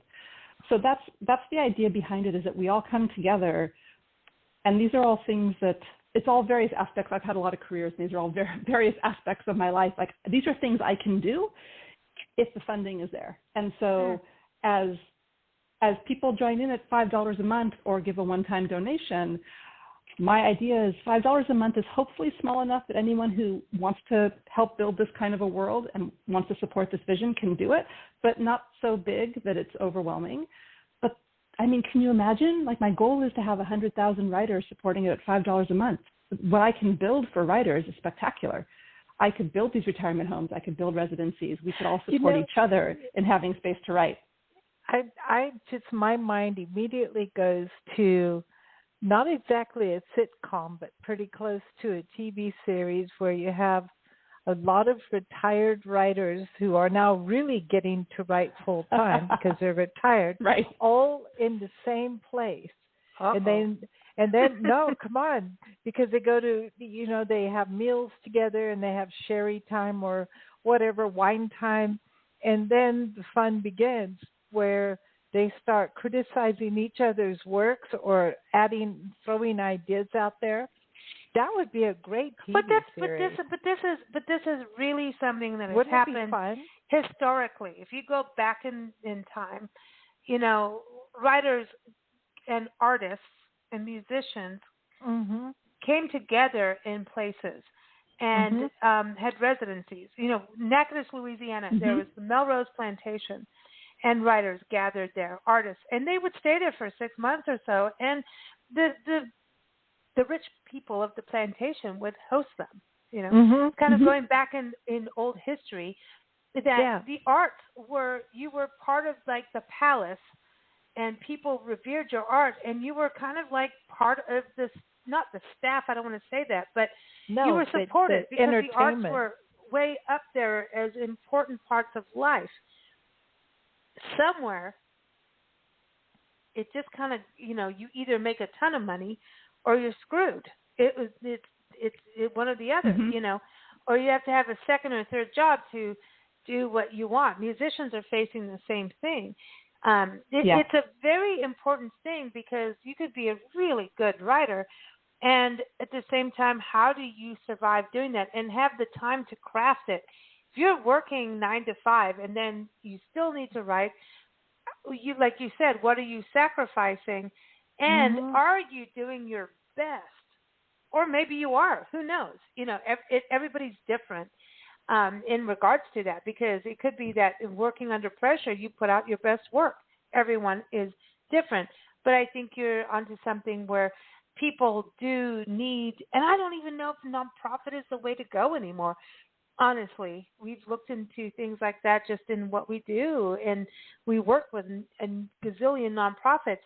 It's a very interesting thing because at the end of the day, people do need to pay for the arts. You can't just be a musician giving free music just for notoriety, an author doing a reading for free for nothing. You know what I mean? It's not just that.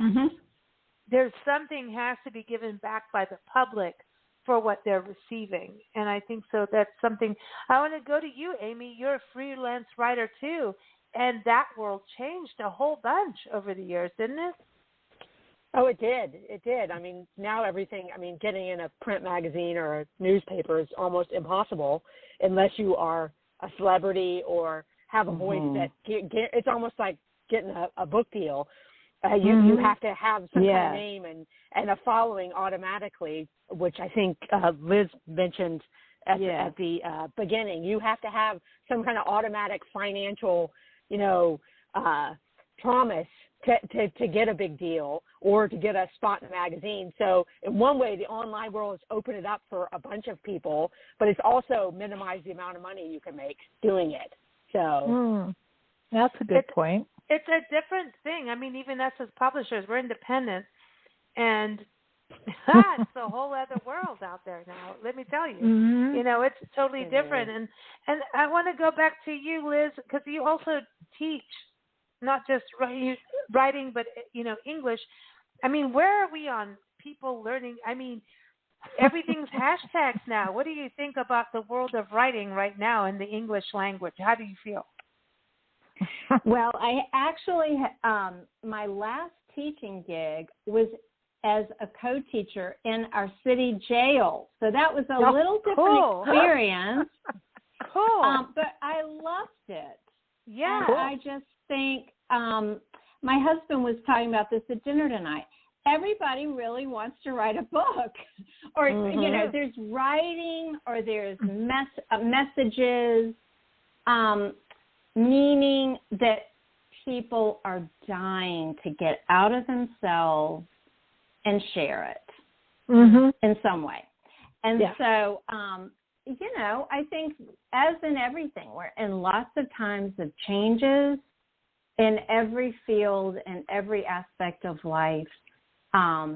It's challenging, but I think some really exciting things are going to come out. And I must say, you know, our students at the jail were just like my same students at Virginia Commonwealth University and University of Richmond. Once we got in the class, they got the pencils in the hand, because they don't have computers, but pencils and paper, and we give them a prompt. It comes out, their message comes out, and they're excited to share it. So I think it's a human, it's just a human impulse. I mean, it was the first to go back as far as any sense of civilization. Is, you know, around the fire telling stories. Well, and I think when people end up in jail or prison, something really went wrong somewhere in their upbringing. Trauma. They've been traumatized in some way. I'm not sure if I believe in that you're just born evil. I don't see that. Everyone, I mean, just being in jail is traumatizing, believe me. I'm sure. Just going into it. And that was interesting, because this is the first time I had taught in this population. It's interesting. Many of them wanted to write about their trauma. But many of them wanted to go back to their childhood. And they would write about their grandmother's kitchen and the food she would cook, you know, for them on a Sunday. Or they'd write about a trip to the beach with their dad. You know, they would go to a happy memory or abiding image. So it's very interesting. I love going to what the positives, you know, because the negatives are the negatives, and there's a stability. You know, if you have a dinner on a Sunday at your grandma's house, that's a stability. That is a sense of love and a consistency. That's probably what they, you know, long and miss. And, you know, I think there's something about memoir writing, you know, people writing memoirs and having some reality there, along with the magic there, Lori. We can have memoirs and magic together for sure, you know. But I want to go to each of you. One tip you would give to someone right now, starting, we're talking about the money aspect, you know, hey, we're doing things a little bit different, like what Amy's doing, and Liz. I mean, everybody's doing something different here. So someone wants to write a book, and, you know, you think, God, this is a huge process, like, oh, my God, but I want to do it, and maybe they're halfway through. Who knows? It's just they want to write. So let's start with you, Lori. One quick tip for someone getting started. My quick tip is don't give up. Even if you have to put it aside for a little while, don't give up. Come back to it, because you can make it through. Even if you're writing 10 minutes a day, don't give up. Yeah, I like that. For you, Amy, what tip would you be giving? Do it through Facebook. No, kidding. No, I would say that you know, the best day of writing a book, in my opinion, is not the day that somebody buys the book deal or the day it gets published. It's the day you write the last word. So don't get caught up in what's going to happen next. Get caught up in just doing it your way. There's no rules to writing a book. Do it your way. Be confident. You're a writer the day you sit down with the computer or the paper or whatever your process is. You're a writer. Validate yourself, and then count the greatest day as the day you write the last sentence. Ooh, I like that. Okay. What about you, Liz? What is your tip? Well, the first thing I would say is sign up for the Writer's Happiness Project because you need a community. And that's what I'm going to do the minute we say goodnight, ladies. so exciting about hearing about that. But the other thing I would say is, and this might sound crazy, let go of your dreams. That was a mistake I made as a writer. I had in my mind the path that my career would take. I would do this, and this, just like the famous writers I loved and read about and read their letters and their memoirs. That held me back from thinking outside of the box and finding a way, even if I got a no.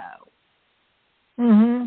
So sometimes you have to let go of the way you think it's going to play out, or it should play out, or you've always been told it would, or you've always dreamed it would for you, and find a way to get your story out there.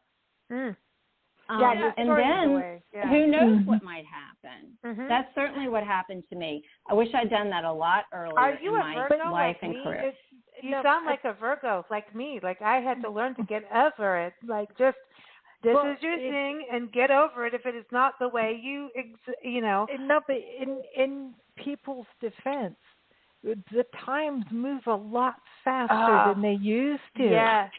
Yeah, you know, like what we were brought up believing has changed so much, but it hasn't.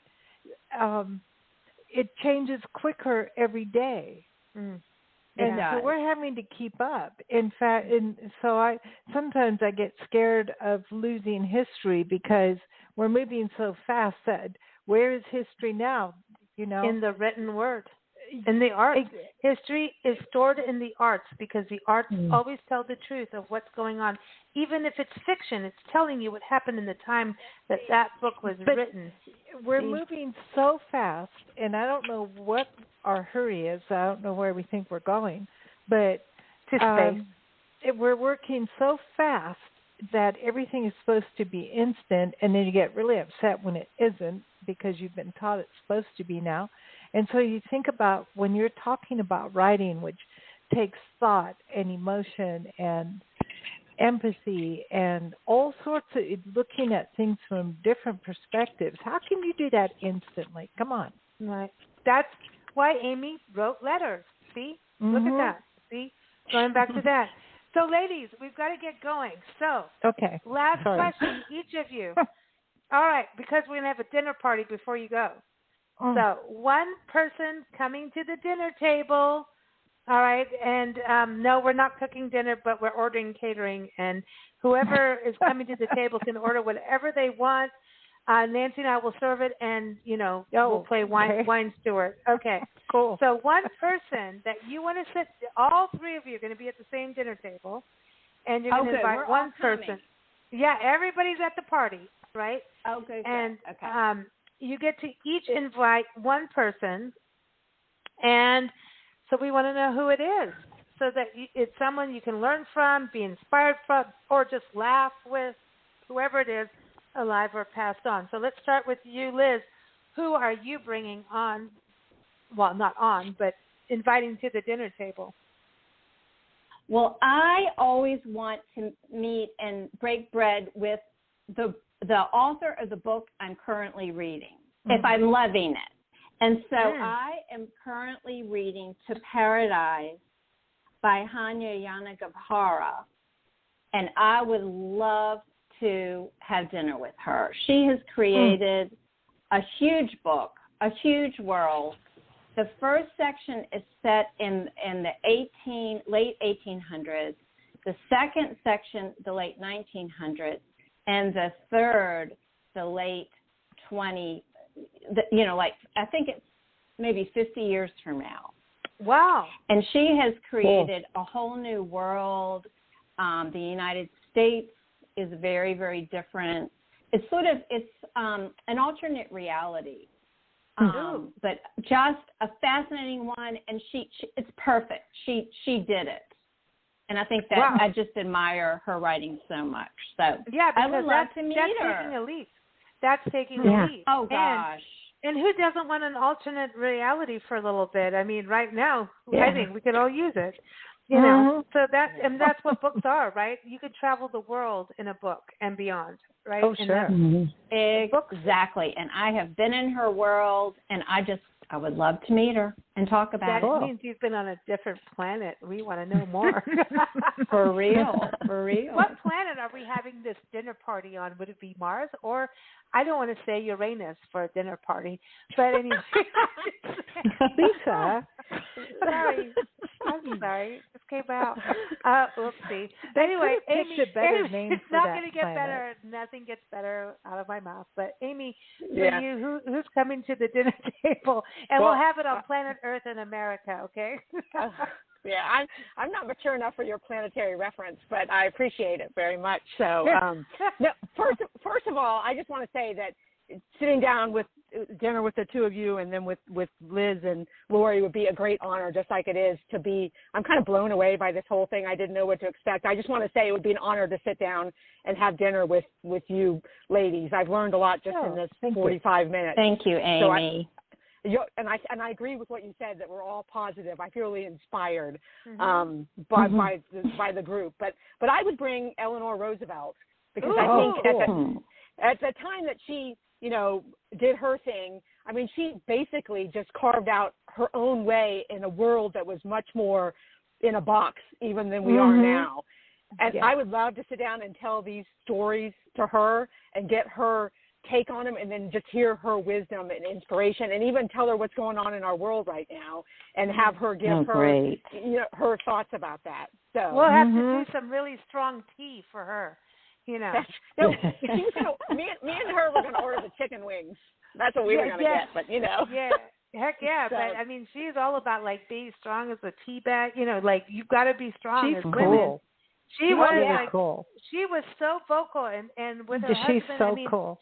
I got sucked in. I think I watched her PBS special like twice and got sucked in so much, because she really, I think, was one of those early feminists, really, who stood up for everything, not just women, but like the freedom of expression and all of it. She didn't do the female flirty kind of look at my body thing. Be who you. She went on values and intellect. She would roll her eyes. She rolls her eyes like you do, Nancy. Nancy rolls her eyes all the time. We do all these Zoom interviews, and I have to look at Nancy like, don't roll your eyes. Don't. But she did that. She was herself 100%, and then she was for everybody. She wasn't just for one group. She was for everybody. And she was for what was right, regardless of politics or religion. That's what she was for. And I just individuality, one example. freedom. Yeah, freedom of expression. We could use her right now. That's a good person. So, Lori, who's coming to the dinner table for you? This is a good party.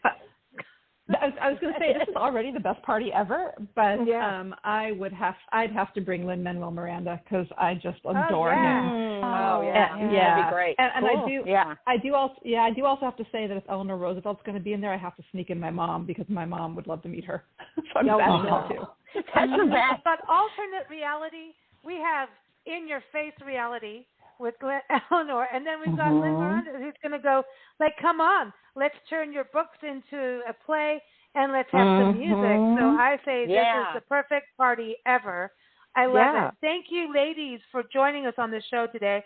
Okay, so Liz-Keller-Whitehurst, you go Liz-Keller-Whitehurst.com, and you'll find her there. And watch out for her, well, it's out. Go get messages. Her podcast is right there on the homepage, and you can go get her book right there. And I love on her website that you can buy her book from independent bookstores. I'm just saying, love that. Kudos, Liz, for that. That is awesome. Thank you, and thank you so much for tonight. What a blast. Thank you so much.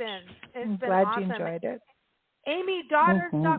Go get Dear Dana and also her other book, You Cannot Mess This Up. Nancy and I are here to say, yes, we can. We can mess this up. And so can I. Yeah, I had that feeling. I don't know, but it's been really fun getting to know you. Thank you for joining us. It's been pleasure. It's really been a pleasure. And Amy, what you did, writing to people on Facebook, your friends. That's awesome. I know Nancy's just, doing like a cartwheel dance, even though she doesn't want to do one for you, because she just gets annoyed with half of the crud on Facebook and the lack of true connectivity. So I think that is awesome. And Lori, everybody go to writershappiness.com and also get more of her magic at Lori-R-Snyder-Author.com. Thank you all for joining us. It's been a real pleasure having you on the show. Again, Lori's book is The Circus at the End of the Sea. Thank you for joining us, ladies. Thank you. Thank you so much. Thank you so much. Everybody. Thank you. All right. Thank you. Good night. Thank you, Books Forward. Go to booksforward.com and keep up with us at bigblendradio.com. Thanks, everyone.